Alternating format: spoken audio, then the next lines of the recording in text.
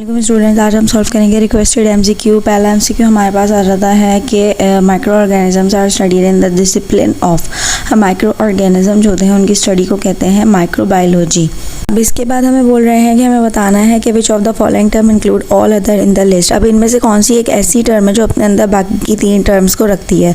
For example carbohydrates के जो monomers होते हैं वो मोनोसेक्राइड कहलाते हैं। 2 मॉलिक्यूल मिलके बनाते हैं डाइसेक्राइड। फॉर एग्जाम्पल ग्लूकोज जो बनाते हैं मिलके वो मोनोसेक्राइड है। ग्लूकोज अब जो मिलके कंपाउंड बनाएगा वो होगा डाइसेक्राइड, और बहुत सारे डाइसेक्राइड मिलके बनाएंगे ओलिगो एंड पॉलीसेक्राइड्स आगे। तो स्टार्च भी जो है कार्बोहाइड्रेट की ही कैटेगरी में आ जाता है। तो जो हमारा मेन आंसर होगा वो होगा कार्बोहाइड्रेट। अब हमें बताना है लिविंग पार्ट ऑफ ब्लड। तो लिविंग पार्ट पहले तो सबसे पहले ब्लड में प्लाज्मा, लिम्फ, सीरम और कॉर्पसल्स यानी कि सेल्स सब आ जाते हैं।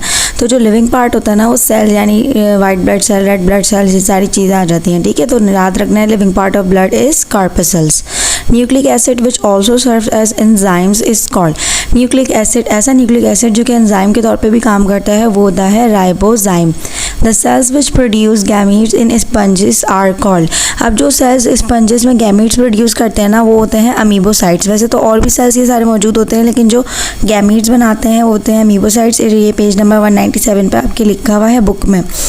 जेलीफिश क्लास हमें बतानी है। जेलीफिश जो होती है किस क्लास से बिलोंग करती है, हमें याद रखना है jellyfish belongs to class Scyphozoa. और भी क्लासेस होती हैं लेकिन यहाँ पे जेलीफिश जो है उससे जो है बिलोंग करती है। बाकी jellyfish is not a fish.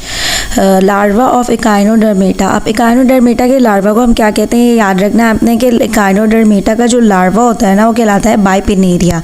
Number 8 is invertebrates animals having canal system belong to phylum. Invertebrates जिनके पास कैनाल सिस्टम मौजूद होता है वो होते हैं पॉरीफेरा।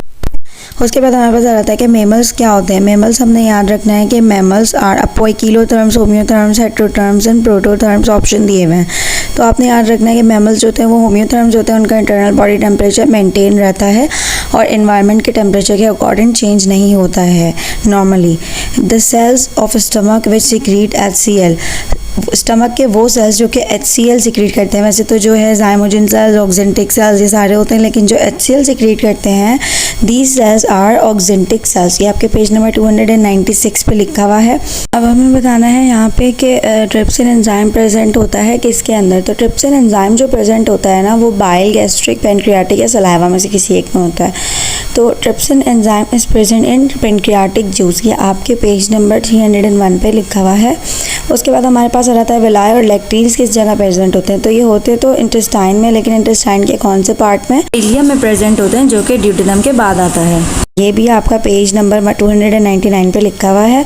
उसके बाद हमारे पास आ जाता है कि glucose in liver store in the form of. Glucose जो होती है लिवर के अंदर किस फॉर्म में स्टोर होती है, तो आपको पता होना चाहिए कि ग्लूकोज जो होती है लिवर के अंदर in the form of glycogen store होती है। ठीक है, उसके बाद हमारे पास आ जाता है कि लंग्स। अच्छा, ये भी पता होना चाहिए कि कौन सा हार्मोन मतलब यूज़ होता है ग्लूकोज को कन्वर्ट करने में इनटू ग्लाइकोजन, तो वो होता है इंसुलिन। लेकिन जब हमें ग्लूकोज की नीड होती है तो क्या होता है कि ग्लूकोज को कन्वर्ट करता है ग्लाइकोजन, वो ग्लाइकोजन को दोबारा ग्लूकागॉन एक हार्मोन आता है वो कन्वर्ट करता है इनटू ग्लूकोज।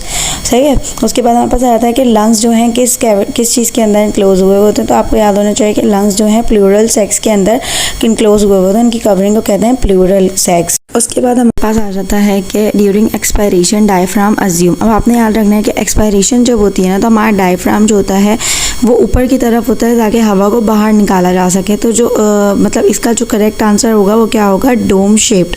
और ये आपके बुक में भी लिखा हुआ है पेज नंबर 320 पे। नंबर 16 आपके पास आ जाता है in earthworm moisture is absorb by mucus secreted from. अब म्यूकस जो मतलब मॉइस्चर अब्जॉर्ब कर रहा होता है वो किन सेल से सिक्रेट होता है, आपने याद रखना है कि वो सिक्रेट होता है फ्रॉम गॉबलेट सेल्स। उसके बाद हमारे पास आ जाता है कि all arteries carry pure blood away from heart except. सारी आर्टरी जो होती हैं वो प्योर ब्लड रखती हैं, मतलब जो भी वेजल जो है ब्लड से निकल रही है वो आर्टरी कहलाएगी। सही है।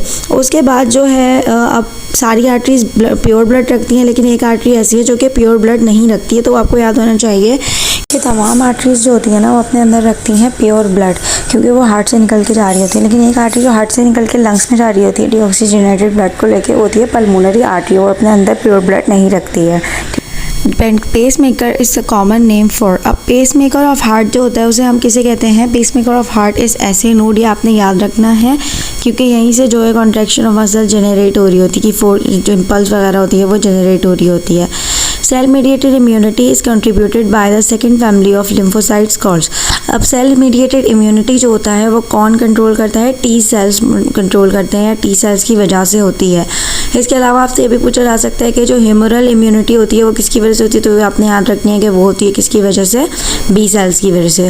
Hormone of the immune system are called. Immune system के हार्मोन्स किन्हें कहा जाता है? इम्यून सिस्टम के हार्मोन्स किन्हें कहा जाता है? साइटोकाइंस को कहा जाता है।